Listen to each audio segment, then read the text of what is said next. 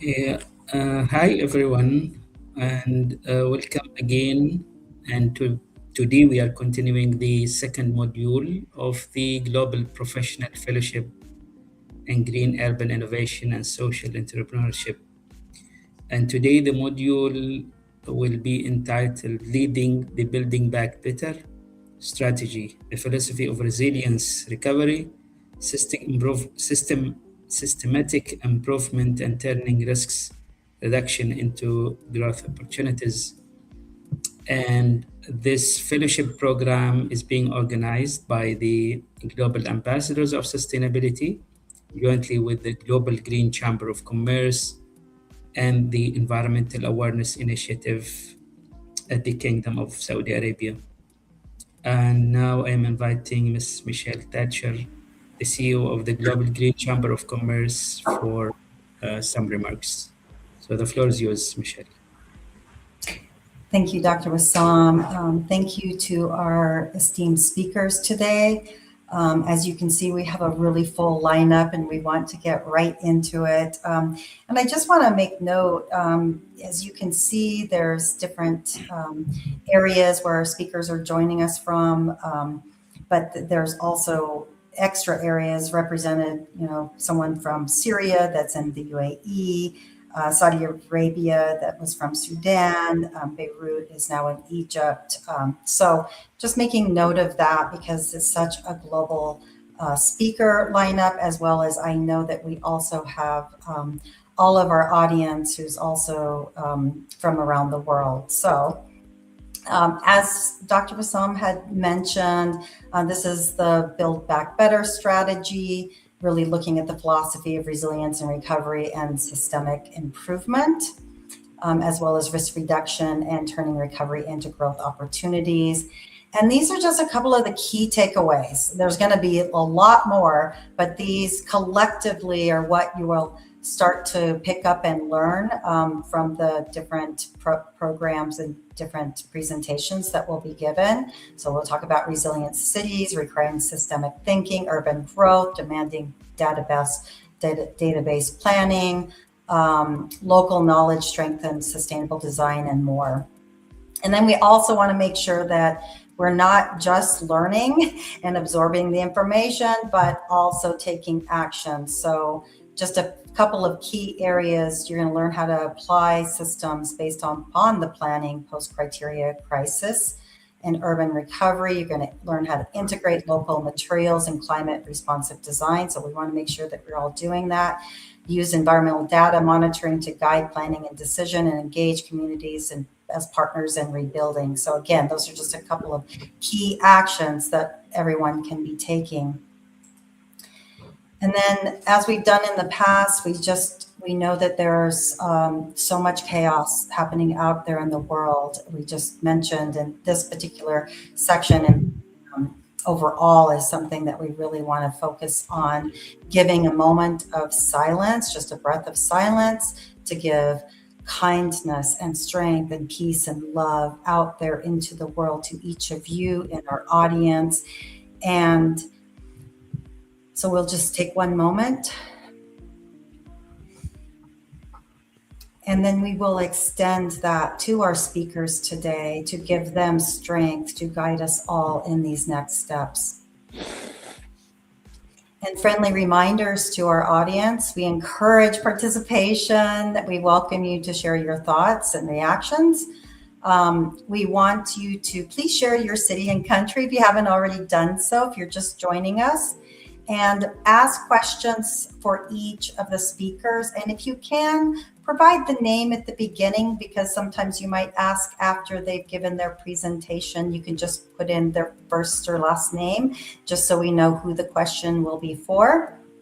And please keep in mind that this is an area for open, inclusive, and uplifting dialogue. We ask that we just keep it in that realm and not go into politics if possible, please. So thank you so much. And without further ado, I'm going to bring it back to Dr. Wassam with the Global Ambassadors of Sustainability. And without him, we would not be here today.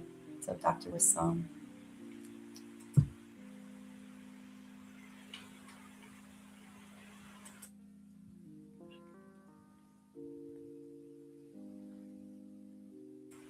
Dr. Wassam, are you on mute?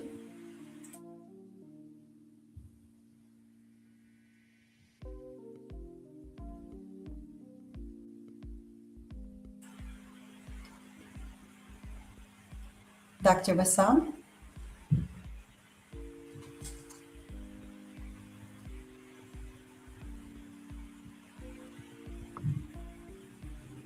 Dr. Wassam, I think you're on mute. Oh, I think we lost Dr. Wassam. That reminds me, we will go to our first speaker. I'll just go ahead and we'll jump right in and go to our first speaker, who will be Dr. Etizaz with Systemic Recovery and Resilient Cities. So I will go ahead and bring up your presentation, Dr. Etizaz. Hello, everyone. Before I start, I would like to thank the coordinator about their supportive and valuable organization. Thank you, Dr. Wissam. Thank you, Ms. Michelle.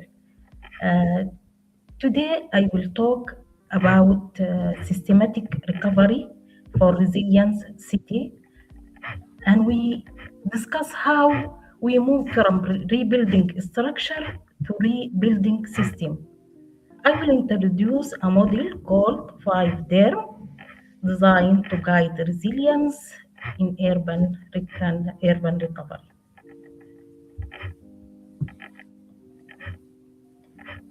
I'm Dr. Ehtizaz Abdurrahman Mohammedani, Assistant Professor of Architecture and Urban Planning with over 20 years of experience in academia and practice. My work focuses on urban and sustainable urbanism and post-recovery, post-complex recovery and AI in urban planning.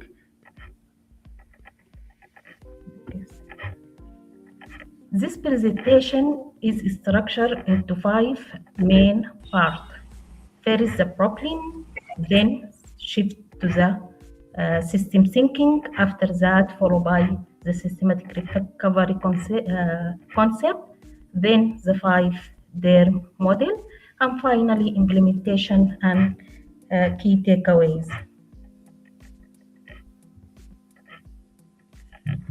Cities today face complex and overlapping shock as like social, economic, environmental, and complex related.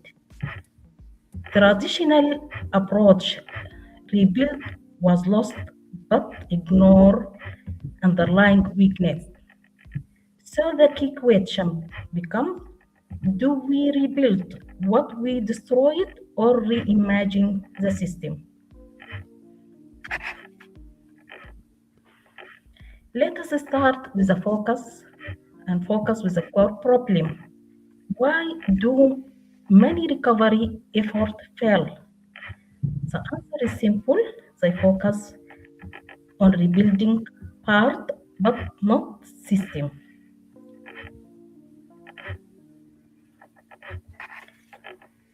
If we look for the global reconstruction model from post-war to today, we see an evolution.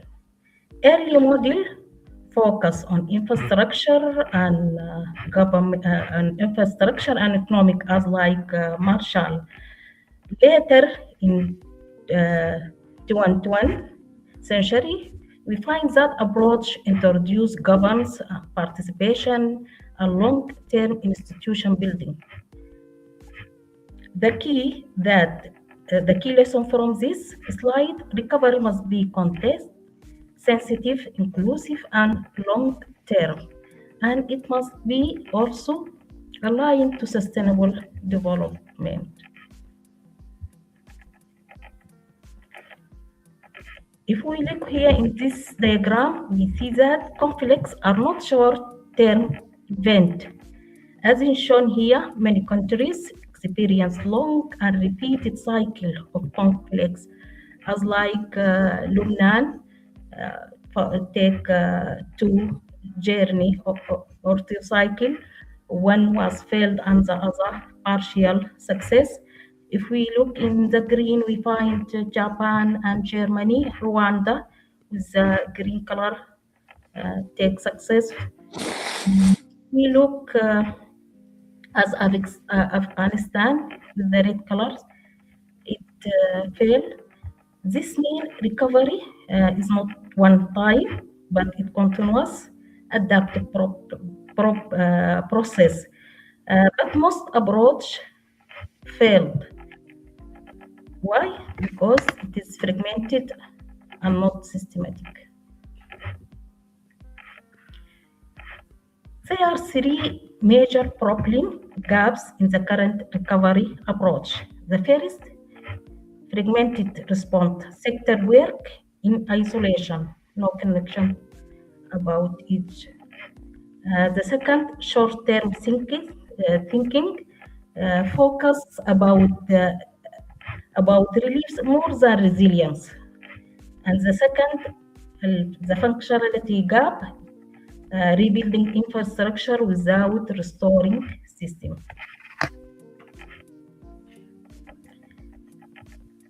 This fragmented approach led to two major issues. The first one, sectoral silos, where systems like energy, water, and livelihood and economy are disconnected. And the second, missed opportunities, where the root causes are not addressed. The result is insufficient and unsustainable recovery.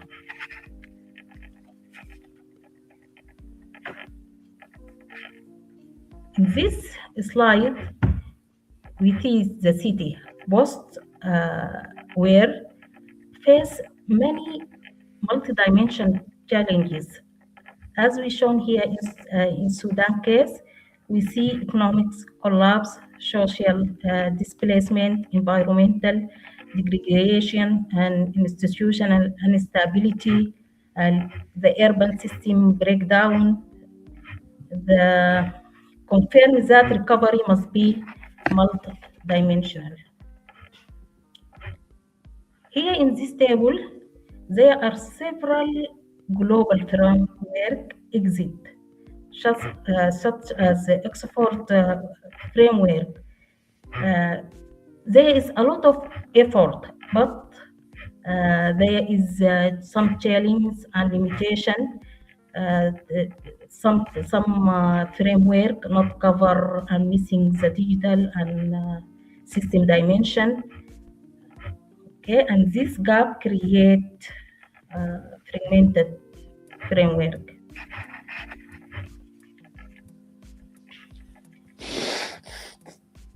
Here we see comparison between integrated system and fragmented system.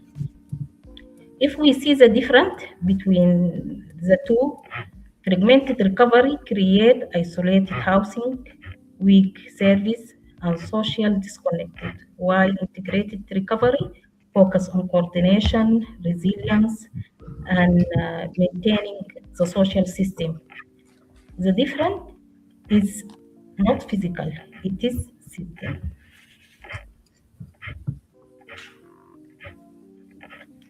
So, if fragmentation is a problem, what is the alternative?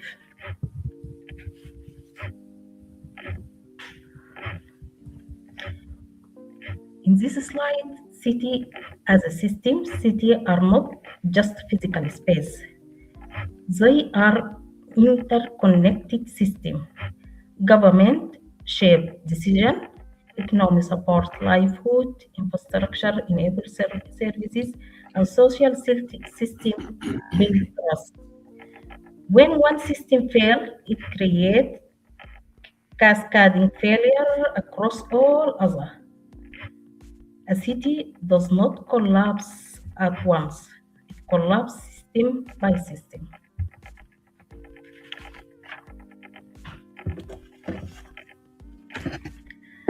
The framework show how the urban system are interconnected: government, infrastructure, economy, social system, and technology.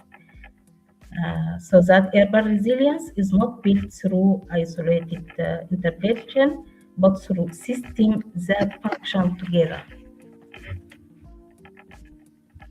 And this led to the concept of system recovery, a whole city approach to rebuilding city post-war. The whole city approach is a holistic and area-based strategy that is integrated all sectors into one recovery system. It focuses in integrated program, evidence-based decision, and strengthening to institutional.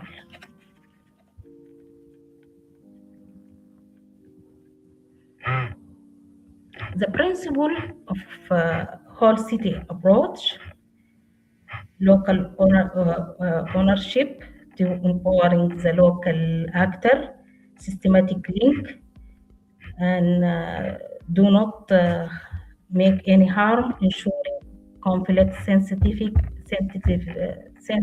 planning, and adaptive learning improve based on evidence. If we look here about integrated phase, recovery is not a single step.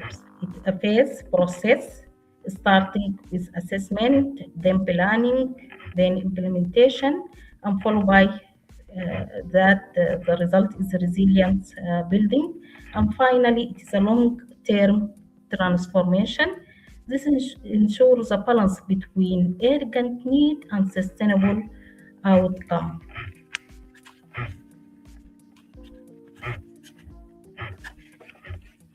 The benefit of this approach is economic revitalization and social cohesion and long-term system resilience. It moves city from temporary recovery to sustainable transformation.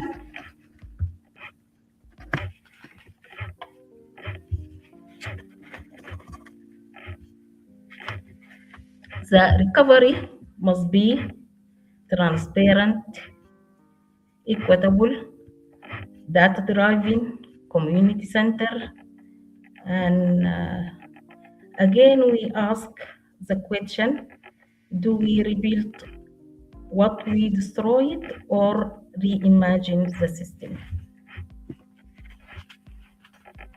So, Doctor, you have 2 minutes. 2 minutes, please. Okay, the concept of 5 DERM.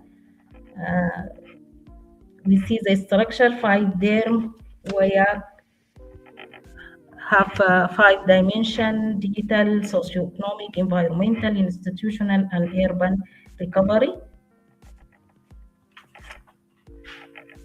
And here in this table, aligned with SDGs, with 5 DERM recovery, with the long term. Okay. The 5 model is not just a framework, it is a decision making integrated with short-term recovery, with the short-term with the long-term recovery, and connected to local need with global goals. Okay. Here this is the slide about Sudan cases. In practice, this means must be participatory planning, involve community. Okay. About the implementation, the framework must be inclusive planning, data driving, and monitoring, aligned with SDGs and strong partnership. Without coordination, the recovery fail. At last here, recovery, we say that must be multidimensional, community center and system based to provide a roadmap for building cities that are not only rebuilt but more resilient than before. This is a recommendation about what we should do about public participation. Okay. At the final, I would like to say cities are not rebuilt by concrete, they are rebuilt by system, trust, and coordination. And if we rebuild system right, we do not just recover cities again, okay? And we transform them to be more resilient and sustainable. Thank you. Thank you so much, Dr. Atizaz, for the interesting presentation. And now we move to the second speaker, IR technologist, Dr. Faiza Chiroz. And Dr. Faiza, she is a senior lecturer at Malaysia, Japan International Institute of Technology at University of Technology, Malaysia. So the floor is yours, Dr. Faiza, and you have 15 minutes, please. Okay, thank you, Dr. Wesam. Now, wait. How can I change the slide?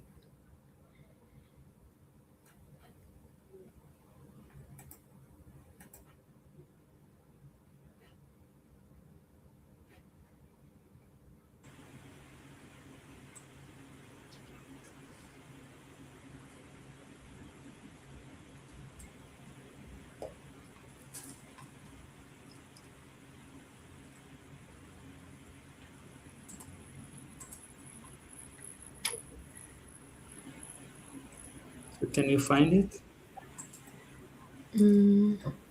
Is this the one? Can you see it? Yes. Yes. All right. Okay, so thank you, Dr. Wesam, and also Michelle. It is a privilege to be here today to present our research title from 1990 to 2021, mapping Kuala Lumpur's water pattern shift with the NDWI for early flood assessment. So in this presentation, I would like to formally acknowledge my former students, Dr. Kamran Jafarpur Galih who successfully graduated from our PhD program in 2024. So this research is mainly his research. Okay, so let's move on. Okay, so what is ecosystem service? It is basically the Millennium Ecosystem Assessment, which is a foundationally global study launched in 2001 with the request of UN Secretary General. And this assessment involved over 1,300 scientists across nearly 100 countries and set out to quantify how changes in ecosystems affect human beings and to propose pathways to sustainably manage those systems. So basically, the main goal is to understand how ecosystem contributes to human well-being through ecosystem services such as food, clean water, cultural values, and crucially, regulating services such as flood control and also water retention.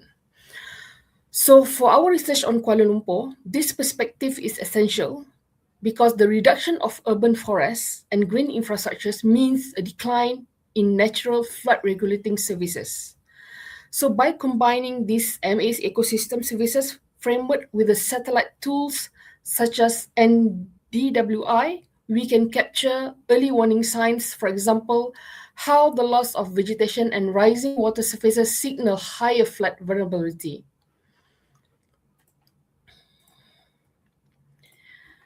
Okay, so this slide shows Malaysia's rapid urban growth, especially in Kuala Lumpur, which reflects what the Millennium Ecosystem Assessment highlights.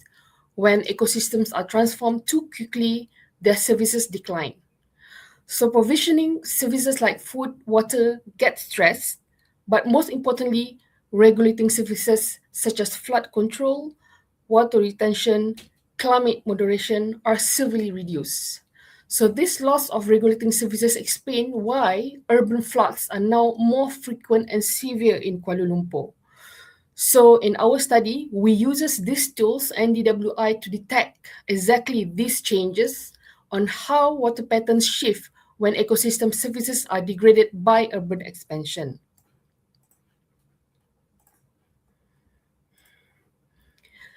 So here from the slide, we can see demographic data from Worldometer showing Malaysia's urban growth trend. For example, from this graph, we can see that more people in Kuala Lumpur means higher demand for water and food, but at the same time, green infrastructures is also shrinking. And most importantly, regulating services such as flood control are overwhelmed. That's why even moderate rainfall in Kuala Lumpur will result in flash flood in urban zones. So why early flood assessment matters, especially in Kuala Lumpur? Because early flood assessment is therefore not just about disaster management, but about monitoring the ecosystem service decline that drives disasters. And this slide highlights how flash flood have become more frequent in Kuala Lumpur, with multiple events reported almost every year. When regulating services like water retention and also flood control are degraded, disaster will follow. And we know that urbanization has reduced forests and wetlands, which once acted as natural buffers, but now even short bursts of heavy rainfall overwhelm drain a system. And that is why early flood assessment is very critical, because it's not just about predicting flood, it's all about detecting signals of ecosystem service decline.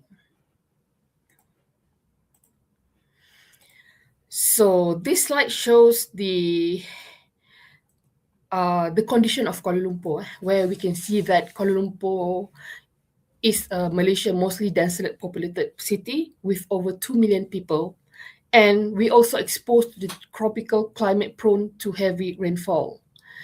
And over the last 30 years, more than half of its urban forest has disappeared. Okay, and from the Millennium Ecosystem Assessments explain why this matter, because ecosystem services, especially regulating services like flood control, is declined sharply. Okay, and slide 7, this slide shows the transformation, land clearance, green infrastructure loss, and also development in unstable zone. And we can see that urban forest cover fell from 50% in 1990 to only 8% in 2021. This reduced infiltration, increased runoff, raises surface temperatures, which conditions that worsen rainfall intensity and also flood risk.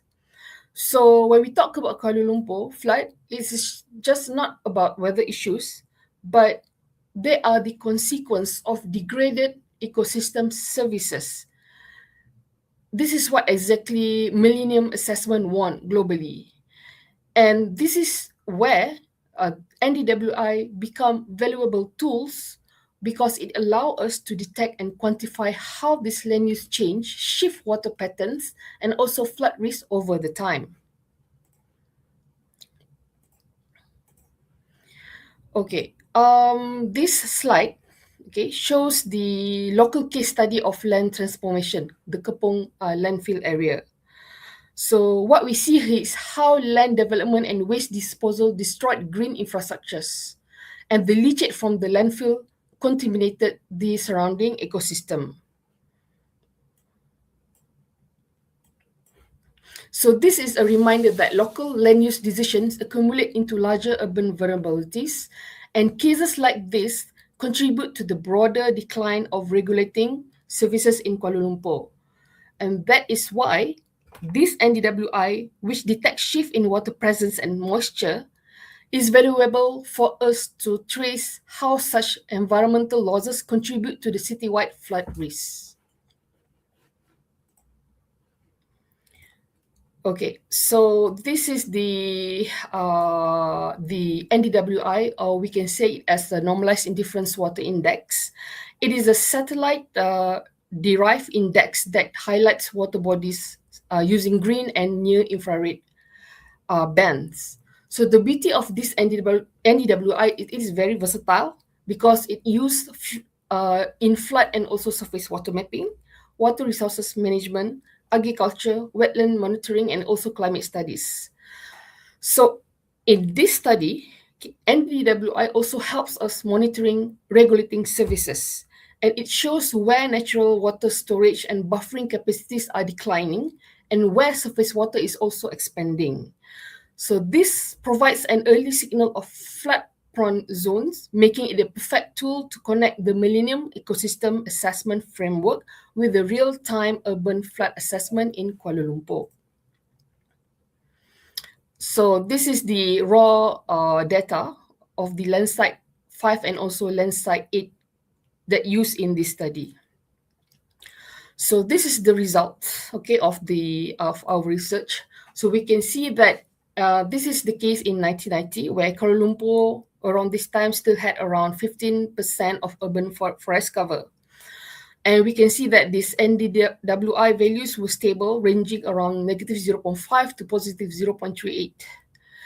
And we can see from here that the forest soils acted as natural reservoirs, absorbing rainfall and also reducing runoff, where water bodies were concentrated in the area of Batu Kepong, Seputeh Ceras, and also Lembah Pantai. This is like less crowded last time, okay?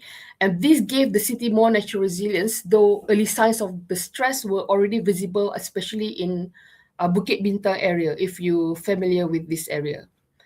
And let's look at the result of 2021.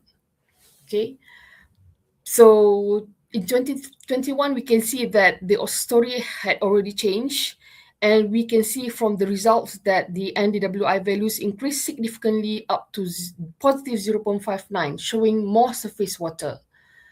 Okay, but urban green infrastructures dropped to only 8%, meaning that the natural buffers were gone. And instead of forests absorbing water, the concrete surface increased runoff, and this altered hydrological processes in Kuala Lumpur. Okay, we now see more ponds and lagoons, but with forest deep buffering, these areas contribute to flood vulnerability. So in 30 years, we move from a city with a natural flood regulating capacity to one where the water bodies expanded, but without protection, making Kuala Lumpur will be more to flood-prone area.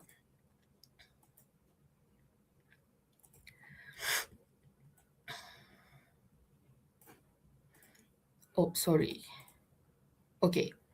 So from the key finding, okay, first, urban surface water bodies expanded.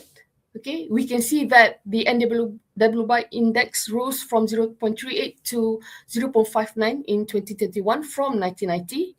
And the second one, the loss of urban forests reduced natural water absorption, and this degraded regulating services and made the city more flood-prone area.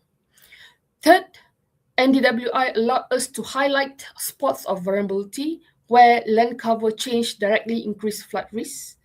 And overall, the study shows that declining forests have fundamentally altered the hydrological condition of Kuala Lumpur. And from this study, we know that evaluating land use, drainage, and also ecosystem change together, and it is very vital. And the last one, finally, the importance of the urban green infrastructures is clear, because we know that preserving and restoring urban forests is not optional, and it is very essential for resilience and sustainable water management, especially in Kuala Lumpur. Okay. And from the study, we know that NWI is not more than just a remote sensing tool. It is also functioned as an early flood assessment system, okay? And because it is used freely available satellite data like Landsat and Sentinel, we know that it is a very low cost, scalable, and also accessible. And we know that also It also captures long-term trends showing how urbanization and climate change together shift the flood risks. Okay, and I can see that the NDWI also breached science and policy, where it provides rapid evidence-based insight that cities like Kuala Lumpur can use to strengthen resilience. As a conclusion, to conclude, Kuala Lumpur's rapid urbanization and industrialization since 1990 have transformed its land use and also hydrology. And the NDWI index is rose from 0.38 to 0.59, showing more surface water, while urban forest cover dropped by nearly half since 1990. And from this combination has escalated flood hazards because forests, which provide essential ecosystem services like water retention, are now too limited to regulate the floods, especially in Kuala Lumpur. So I think that's all from me, Dr. Wesam. Thank you very much.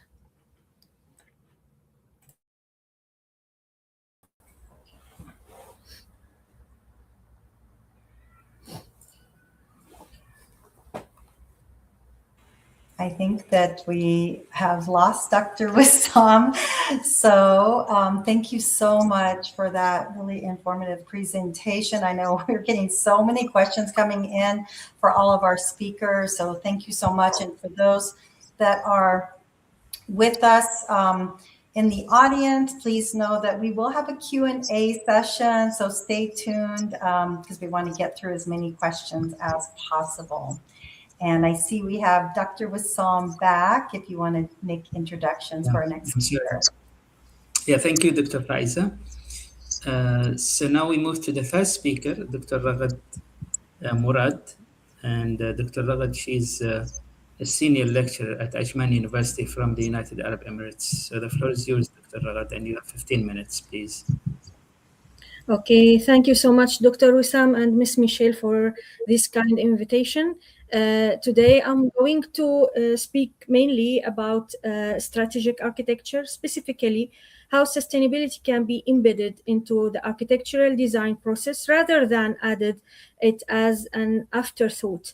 We will explore how architects, through informed and strategic decisions, can contribute meaningfully to environmental, social, and economic sustainability, particularly within regional and local context. So briefly, let me introduce myself. I'm Dr. Ragad Murad. I have PhD in sustainability and a master's degree in architectural theories and history. My main focus in my research is about sustainability, regional architecture, and socio-cultural responsibility in the design.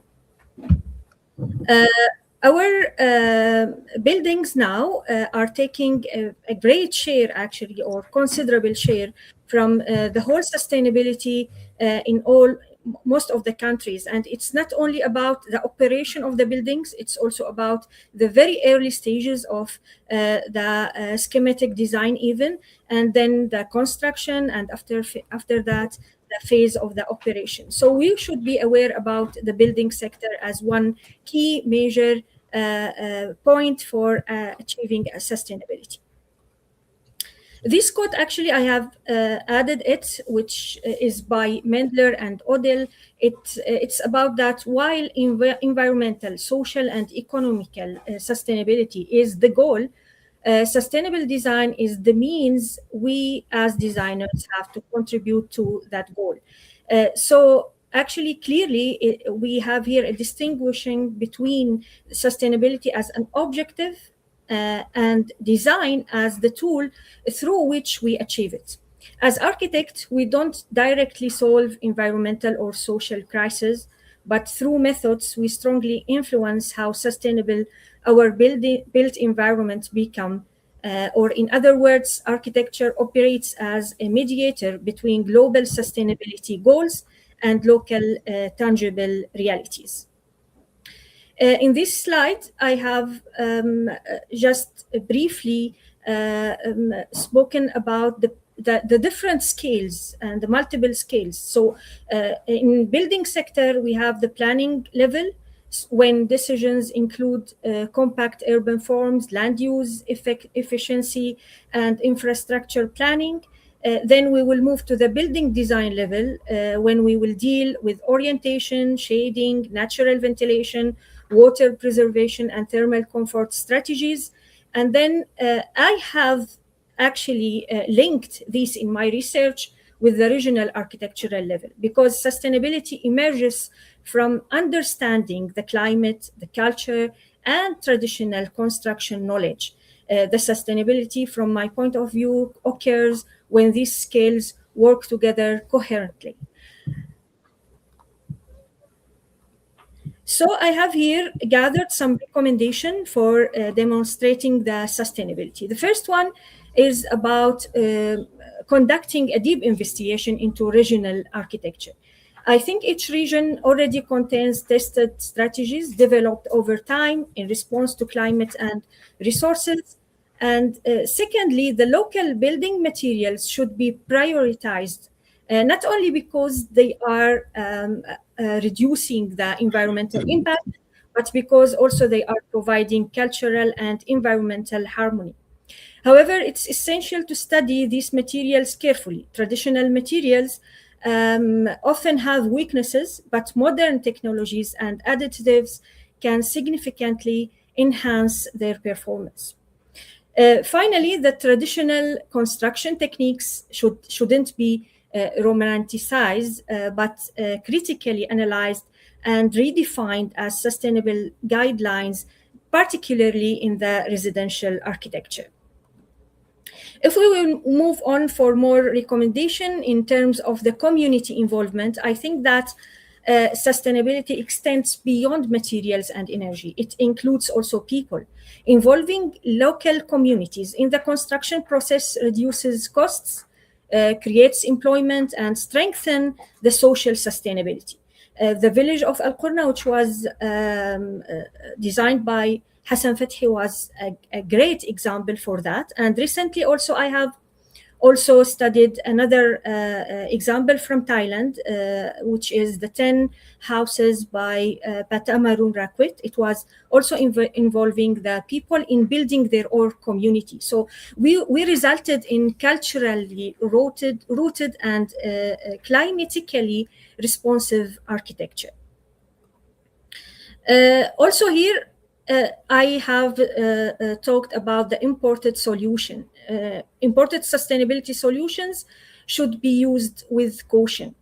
Technologies which are unfamiliar to the local environment often fail socially or economically in some times. Such solutions shouldn't be considered, but unless there is a confirmation that regional and traditional methods are insufficient to meet the specific sustainability requirements. Jumping on to the sixth recommendation that I have, I think that architects are community developers. We should think about architects in that way. They shouldn't operate as isolated designers. Instead, they must act as community developers and socio-cultural contributors by building strong relationship with communities. Architects can be better understanding the real need, aspiration, and concentrates on leading for more effective and sustainable outcomes. Here also I have some recommendation regarding the sustainability through the different project phases. The sustainability must be integrated throughout all project phases: programming, design, construction, and later on the operation. It's not enough to include sustainability concepts in early design if they are abandoned during the construction. Continuous also evaluation and revision are essential to preserve design intent. Here, I think also that the socio-cultural role of the architect is very important. So we think that the strategic architecture also recognizes the socio-cultural role of the architect.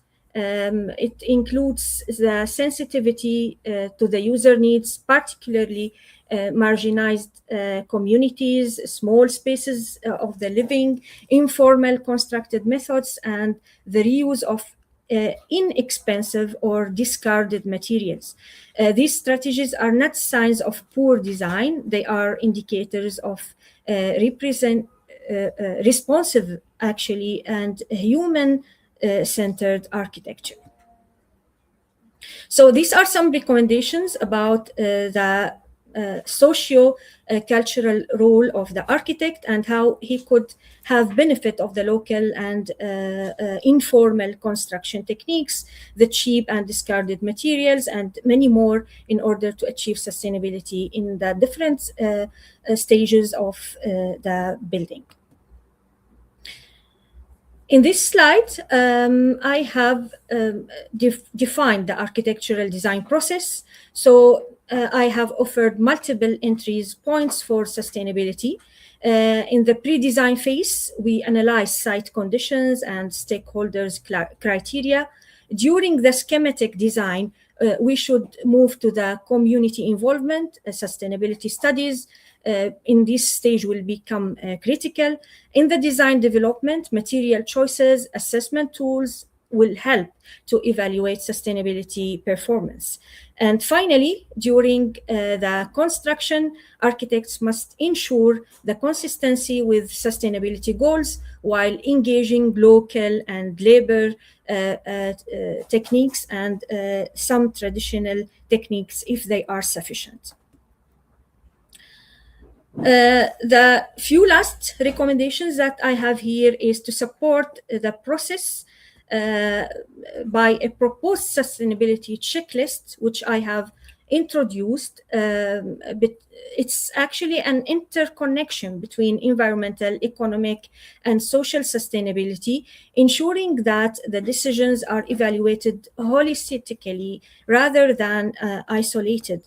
So here I have added this checklist in which I will recommend some specific detailed recommendation, like using the shading devices, the passive, for example, shading for the buildings, the natural ventilation, and many more, which there is no enough time for considering or speaking about them one by one, but it's a checklist that we can go for it whenever we are going to think about the sustainability factors within our buildings. There is an important thing also, which is the raising the sustainability awareness within the importance of the historical building preservation. It's very important not only to think about the upcoming buildings, also the heritage and architectural sites should be developed with a strict policy for this regard. Here I have added one quote from Brian Edwards in 2005. He says, "Architecture alone cannot solve global environmental problems, but it can make a significant contribution." This statement reminds us of both our limitation and responsibilities as architects.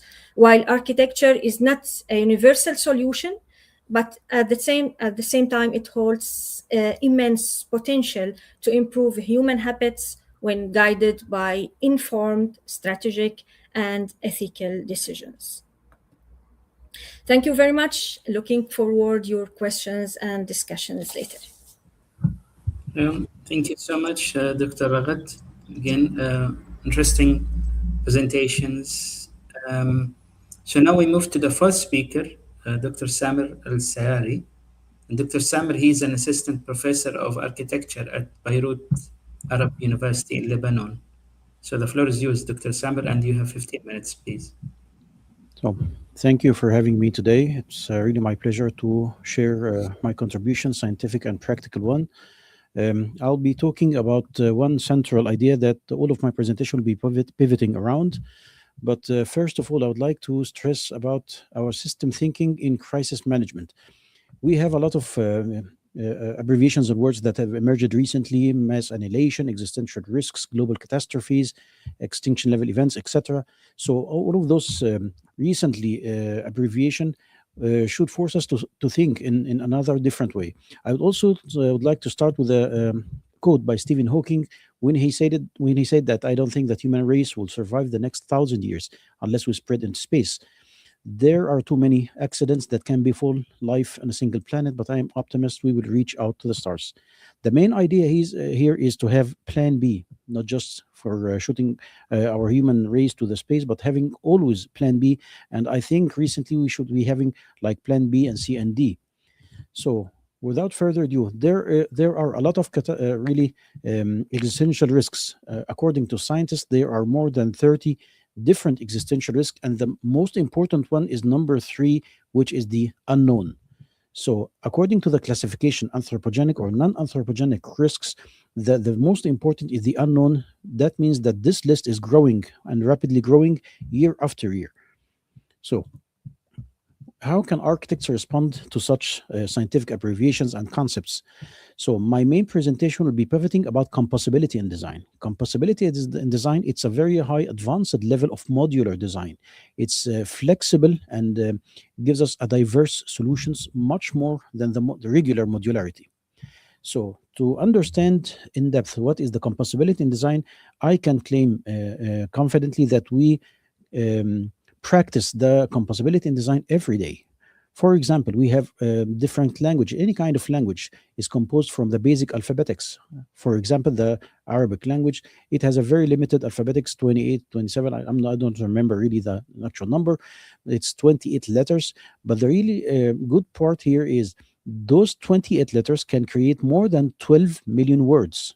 And if we have just altered those words in different contexts, we can create infinite meanings. So, with very limited resources, like 28 letters, we can create infinite solutions. So, this is the practice of the last 26 years of my life in research and practice at the same time. I merge both of them. And let's start by some case studies. The first case study is called One Paper Makes It All. It is a project that was dedicated to the Japanese crisis of Fukushima during the displacement of the community displacement in the cause of Fukushima crisis. So the Japanese government wanted to house a lot of population inside schools, but the main issue here that there was no privacy, and they had severe privacy issues, and they needed rapid solution. So my project was about having mobility, lightweight solution, compactness for ease of storage, ease of deployment, even by non-technicians, low cost, durability, something that can stay for 6 months at least, and flexibility to suit different needs of different families and different individuals, and of course sustainability, recyclability, and a little bit of self-sufficiency, and of course all of those, the human dignity. So I started by studying the cultural context, something to be well known by the Japanese culture, even on the school students level. So I started by studying the origami art, and in the origami art and into dig deep research.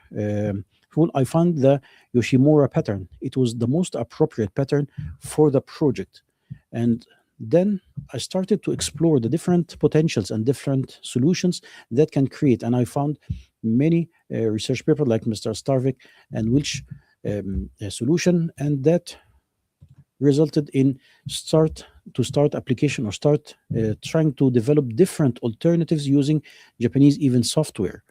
And from here, I start prototyping the first four prototypes that could be easy deployed, easy manufactured, easy stored and stored. And from this one, I have just sent to the Japanese government one CAD file. This one CAD file is the unfolding of the shelter. It is a modular shelter, very flexible, very easy to be deployed, and it will be drawn on the floor of the school playground and start just gathering different cardboards. Even discarded and wasted cardboards could be used and glued together or stick together, and then the folding process would create the model on the right. From here, I started also of creating the protocols of assembly.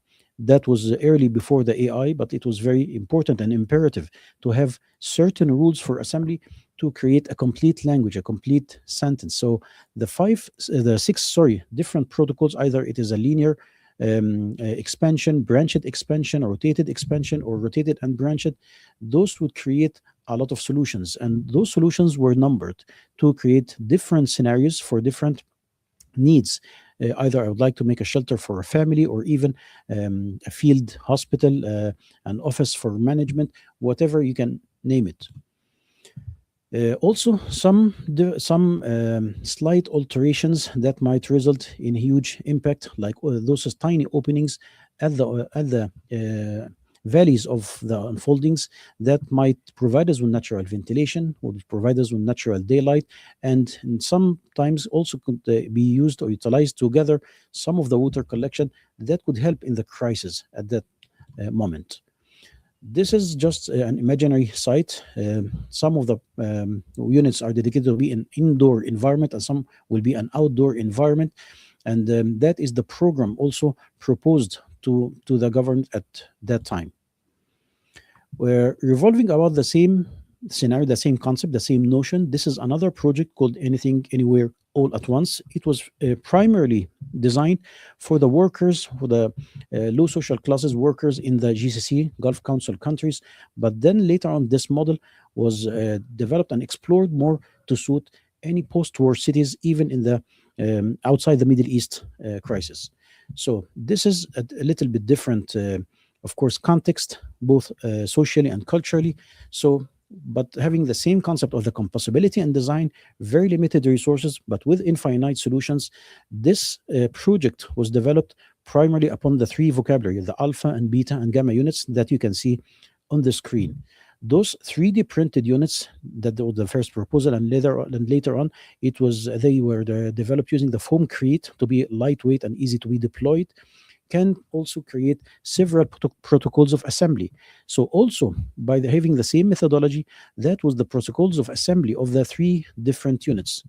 And from those protocols of assembly, I start creating different prototypes, and each prototype with its own cost and its own area. Of course, there is a high diversity in the solutions. And this is another different solutions, and you can't have enough. There are infinite solutions, literally, from just 3 units that will have 3 pipelines in manufacturing, but you can have like whatever program that, like one single family house, 4 family members, whatever. You can also create schools, office buildings, field clinics. Let's explore one of those primary, the smallest unit that you can see. Also, the units were altered. Let me just jump a little bit. Yeah, sorry. One of those units was developed furthermore to have 5 different prototypes of the same alpha unit. One of them will be acting as a light well. The second will be like wind catcher. The third will be a solar chimney to passively cool the unit from the inside. One of them will be having a roof garden to help in the insulation. One of them also will be using that. The fifth one was developed after the Gaza crisis to utilize the rainwater and to harness it into a simple carbon filter, and to use it to help the water crisis in the area. And then furthermore, I needed to have much further protocols in the solving of the plan and the expansion protocols. So those not are complete solutions, but those are the protocols of expansion in case that I would like to need. Of course, the second phase of this project will be training an AI model that will be having all of those rules and start creating different solutions according to the needs that I'll be typing in for those solutions. For the same unit also, it is very important to have different flexible floor plans. So by having the same space and lightweight partitions, I can create different solutions that will be fitting into different needs for the and answering the different needs and of families. Let's also jump to much more higher projects. Those are complete housing systems that are not only for crisis, but it is a very important. It's very important to create a model that can fit into tomorrow's housing design. The crisis is not just an even in an event. It might be a lifestyle for the future, in the scarcity of water, in the scarcity of resources, in the pollution. So those are the work of my life during the last 26 years. All of those are different housing solutions that I try to answer that problem. So one of them, for example, the resilient housing, or I call it the I house, because I was a little bit affected by the Apple design philosophy, which tends to think in the same way in particular parts. That means that the very simple solutions and effective simple solutions needs very heavy engineering studies and scientific back end studies. That simple White House that I was presenting was designed based on 50 different design criteria. They were categorized into alphabetic main titles, but 50 different design criteria in the last 11 years were developed to just design this simple form. This simple form is totally flexible from inside. It was designed for the poorer social classes or the low economic social classes, with having a flexible floor plan to adapt to everyday changes. It is also a very simple, but having a vertical courtyard from inside to allow it for the vertical expansion and the horizontal expansion, and having at the same time something of the heritage and legacy of our Middle Eastern roots, and capturing part of the nature. So having an urban mess, even if it is a huge urban mess, but it is also a porous urban mess that allows ventilation um, and allows growing trees. Also, it's a biodiverse, allows biodiversity to pass through, so it can embrace all elements of nature inside it. And every unit that will be built means that we will be having also one more tree. Even equipping those vertical courtyards at some certain early stages of the morning with the fog nets to harness and gather all of those water that could be resulting from the fog nets. And the basic calculation resulted in 25 gallons per day across the 24-hour cycle. We will be gathering 25 gallons that will be stored in after a simple carbon filter, and will be stored for the hydroponic tower that I'll be presenting in a while. Those also, the giving the community the white page or the white facade allows them to start to print their own cultural identity. So having a relationship in the different cultural zones, a unity within diversity relationship. They all have the same white page, and everyone will be overlaying their own culture on it. This cylindrical part, I call it the battery of the house. It is a multi-faceted design. It acts as a pigeon tower, something that is rooted also from the culture. That housing was designed for the Egyptian context, by the way, but also it contains some hydroponic units, and it is a vertical circulation element, and also it is a wind catcher to ventilate the whole process for the bio life that will be contained inside.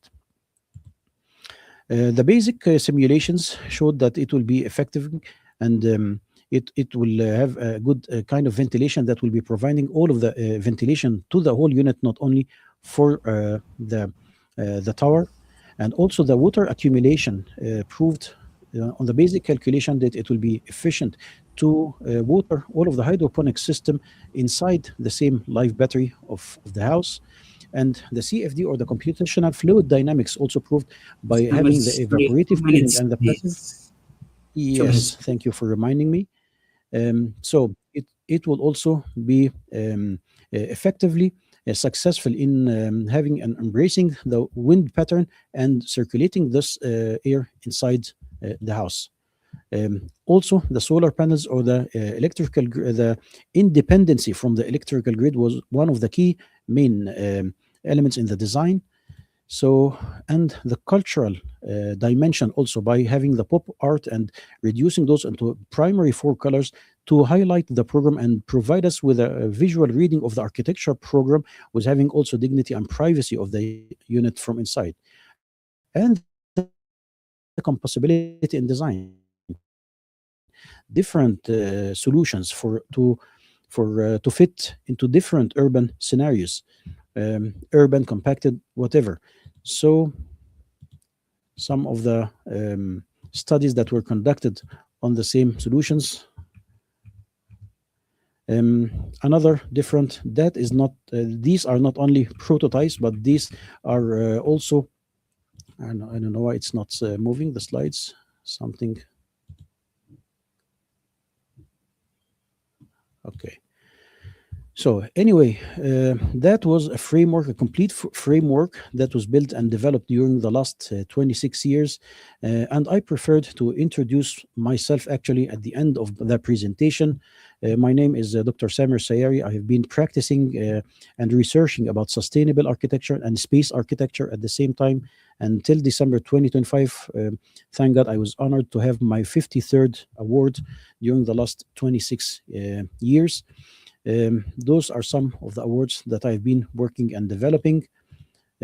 Also, I've been lecturing and giving public lectures, more than 115 public lectures all over the world. Those are some of them. And also, I have been teaching those principles to the future generations, which I believe that this will be their responsibility to take from us and to complete what we have started. Thank you for having me today again. It was really honor to be among you guys, and I'm looking forward to any questions. Thank you. Thank you so much, Dr. Samir, for this informative session. And now we'll present the last presentation for today from Engineer Maamoun Seiso from Palestine. It's a recorded presentation. Engineer Maamoun, he's an international advisor for several international organizations. So we'll present the lecture, the intervention, like very shortly. So, yep. Hi there. Thank you very much for the Global Ambassador Sustainability for inviting me here. This is Maamoun Saiso. I'm here as part of the Module 2 Global Professional Fellowship.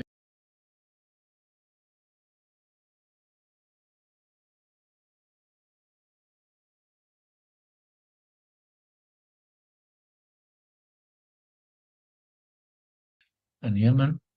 In Palestine, I assumed the leading roles in the Gaza reconstruction over the wars of 2008, 12, 14, 21, and this current war. Currently, I'm working in Gaza, Libya, Yemen.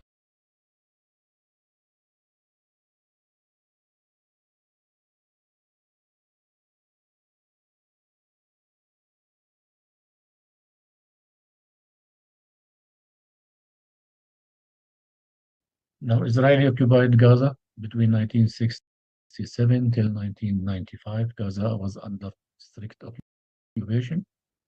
1995 till the year 2000.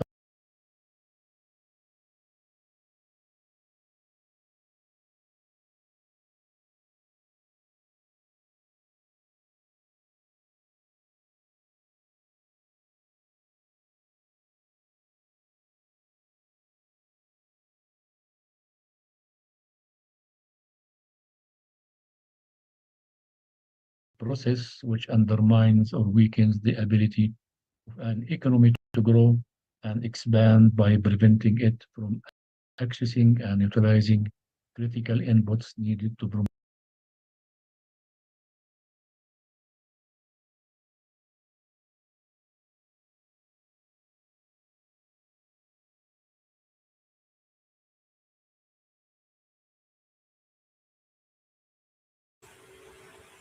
Dr. Wassam, I think there might be a lag and a delay on the Food audio insecurity, here. all socioeconomic indicators showed a gloomy picture about Gaza. Throughout these years, we were talking with the international community as because Gaza is a chronic man-made disaster. It's a chronic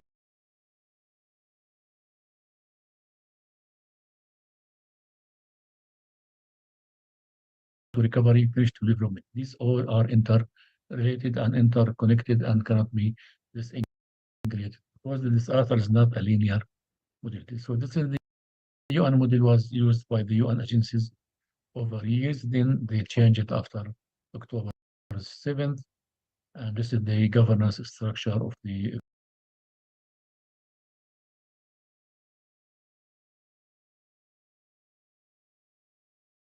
we look about self-sufficiency of the country and of the system. This has been used for 2 decades in Palestine in general and Gaza by EU funded projects.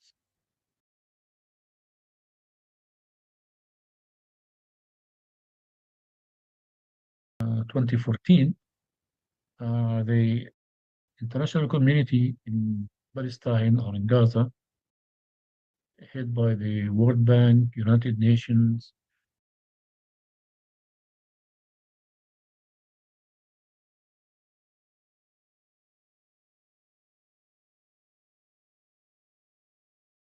into opportunity. Now, for the building back better, we look at different aspects. One was the resilience recovery.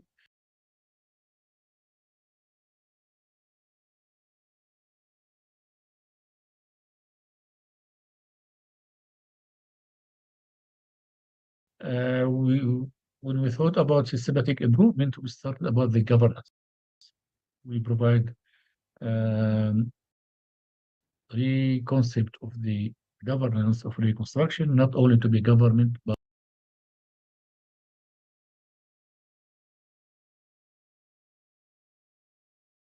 the Gaza ministries, private sector, and civil society. This is participatory approach for reconstruction. And this model we use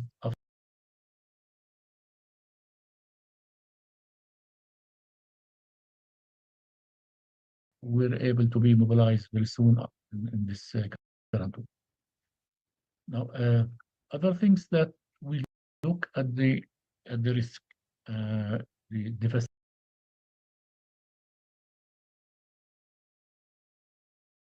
Not a small number. Imagine Egypt, 12% of Egypt. How many millions? 12% of another country. How many millions? So we have like 81.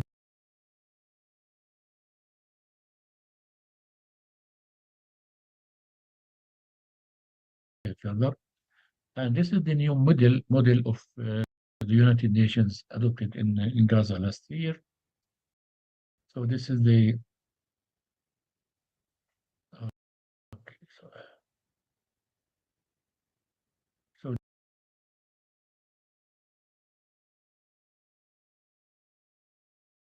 and others in our mindset, we thought how this immediate response will lead to future phases, early recovery, stop here, recovery and reconstruction.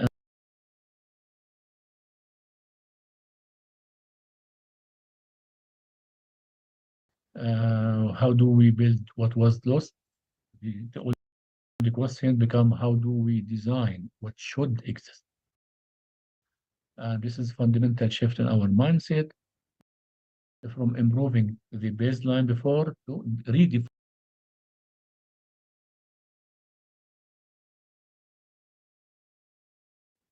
resilience with the growth.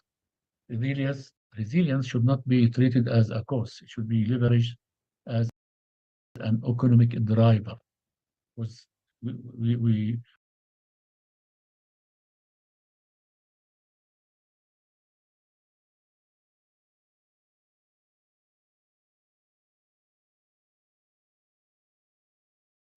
Okay, so yeah, I would like to thank all the speakers for their interesting sharings and also for the audience for their engagements.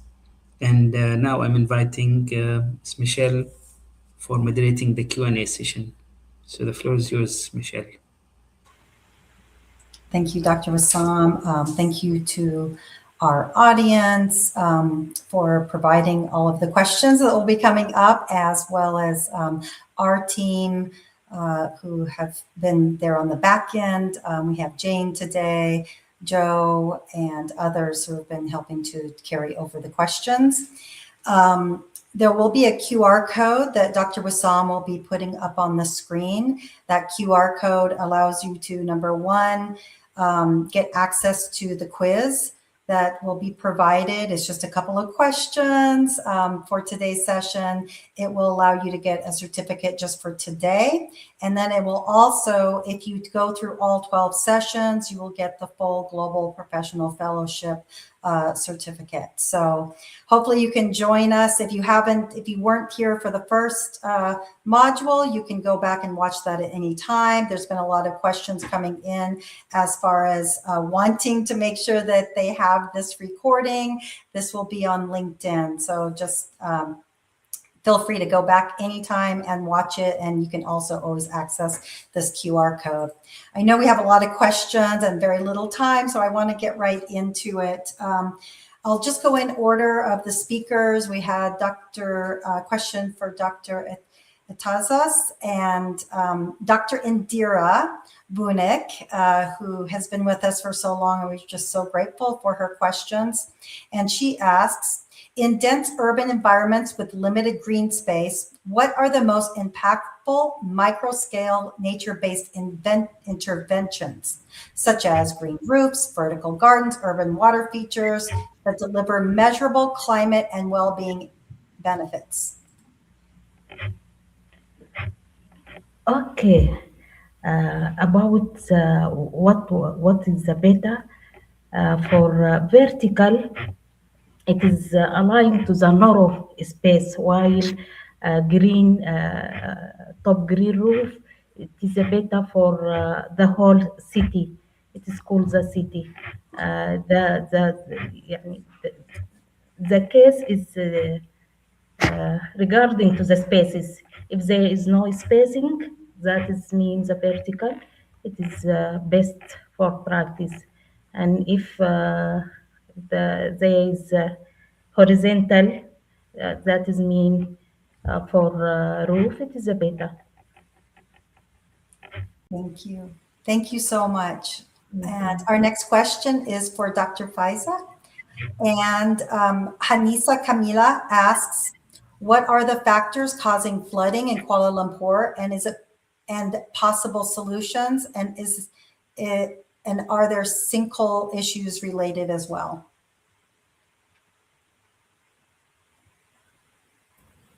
Okay, thank you, Michelle. Actually, I already write the answer in the LinkedIn, but let me recap back what I mentioned in the LinkedIn.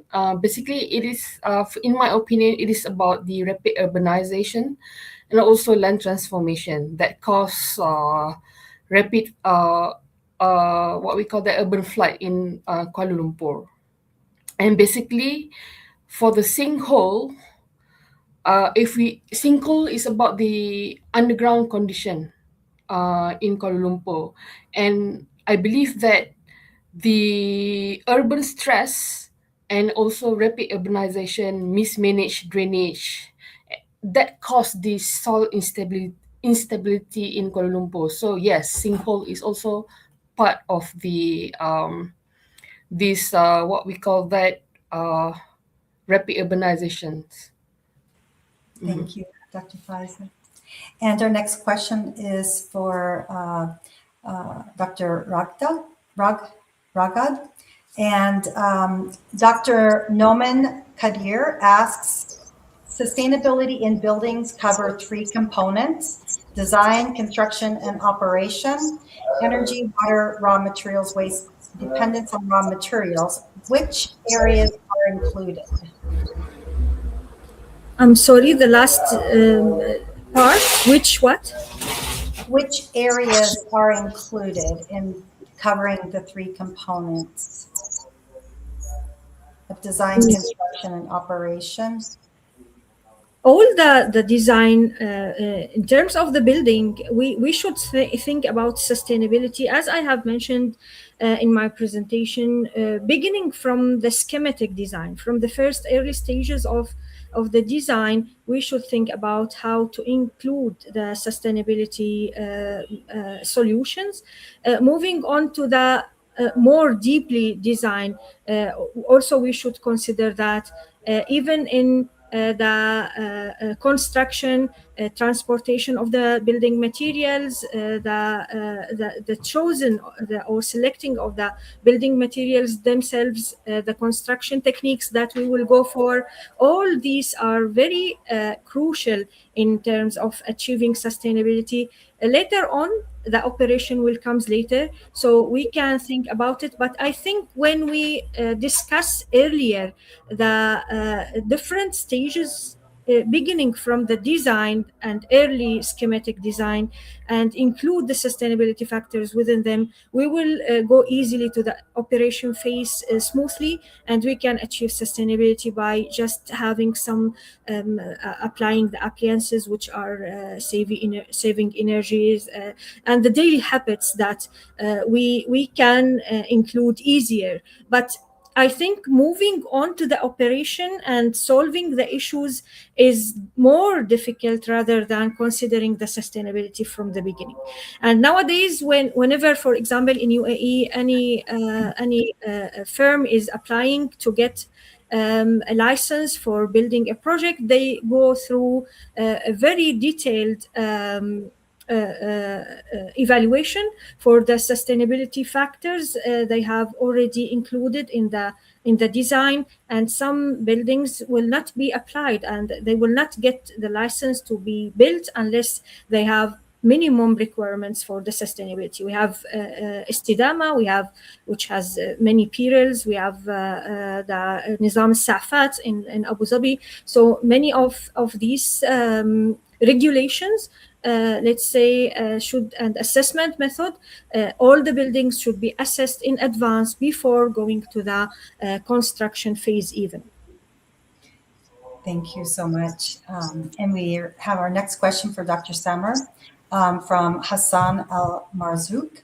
Asks, are there models you have researched which can rehabilitate the seawater in Gulf countries? Well, actually, I didn't work exactly at the seawater, but I work mainly on the scarcity of water. I don't really see that the sea of water will be much more feasible than harnessing fog water or fog nets and the atmospheric water, even from thin air. This is my work primarily. So, but I believe, yes, working in salination, but you can see, depending on just one solution for gaining water is very vulnerable and very unreliable. But the diversification of solutions, I think that is the key of our continuity in resisting all environmental and existential risks that can occur. I mean, you can see during this war, many of the Gulf countries were threatened by damaging their own infrastructure of water salination, saltwater salination. So, but having a diverse solution will be like a contingency plan or plan B and plan C and plan D, or having many numerous solutions. If I may, also, I have read a very interesting question, Michelle, that I would like to answer just briefly Yes, please. From the comments.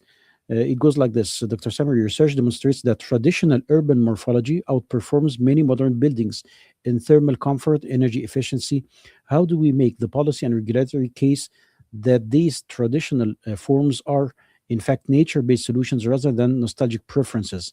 And should we be actively mandated in planning codes? So let me just dissect this question into several parts to try to answer them in a better way.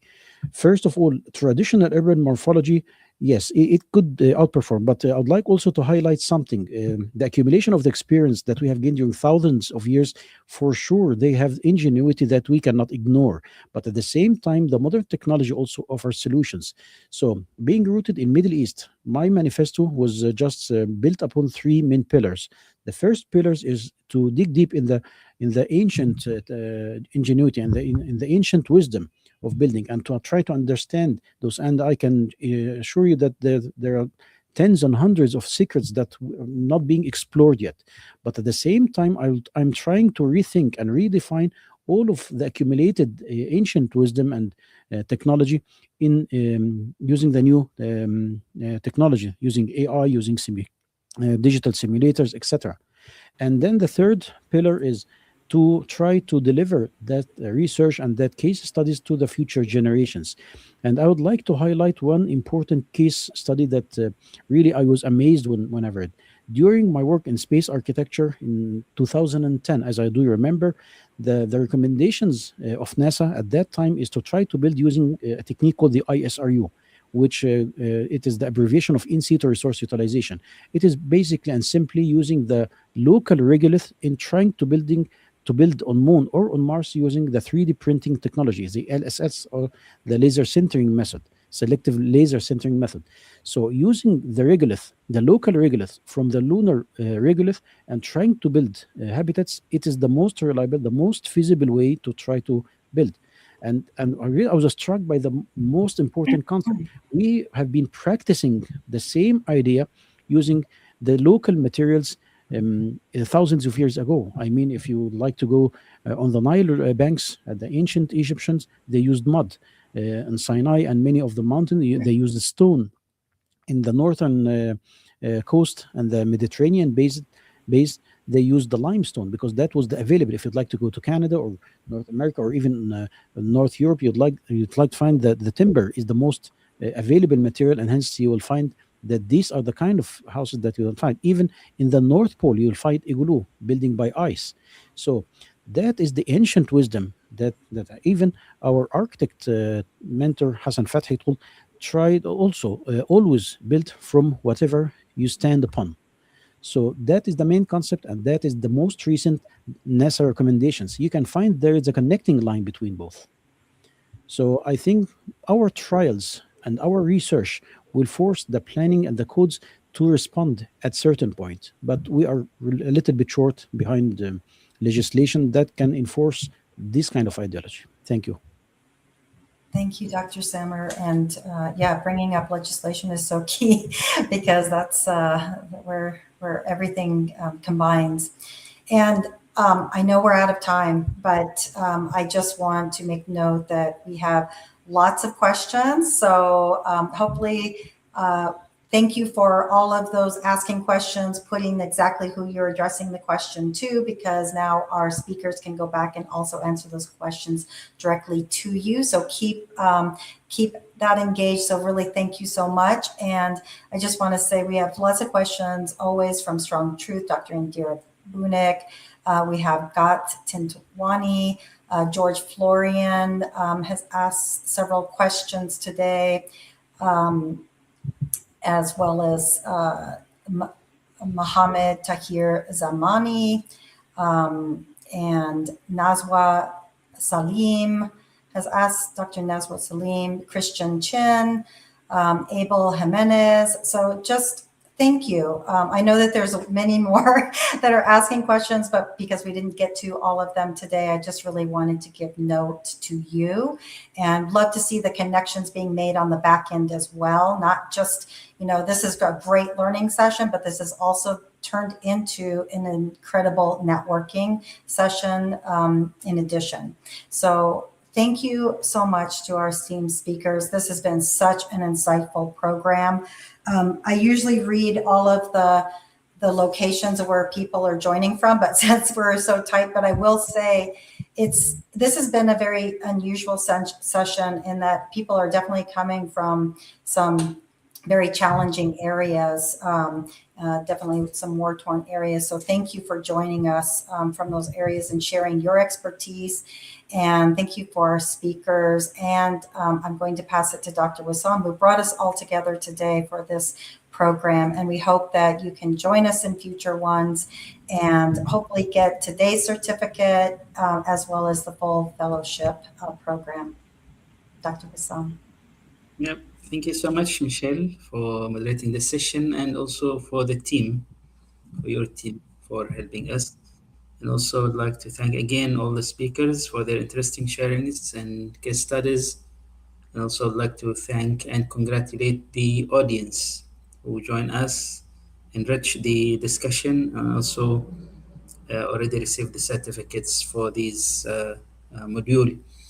And I think me and Michelle, we are excited about this program because we feel that the engagement is getting greater and people are benefiting from the program, since we are trying to bring people from academia, from the industry, to share their experiences and more on hands-on experience and case studies, which is, again, I think this is very beneficial for even professors at the universities and people in the industry and NGOs. And I think this is the transformation that we need, rather than just talking more on theory, which is being taught in the universities. But we need more example, more success stories where people can implement those ideas. And I think the connection being established also is very important, where people can exchange their ideas and establish collaborations. So thank you so much for your time, for the speakers and for the audience. And we'll see you next week on the third module. And again, we'll have plenty of speakers with rich experiences, and it's going to be interesting. I mean, it's such. I mean, I'm excited about the whole program because I can see even the excitement of people and the benefits they are gaining from such sessions. So thank you so much and have a good time, everyone. Bye bye. See you next week. Thank you. Thank you very much. Thank you.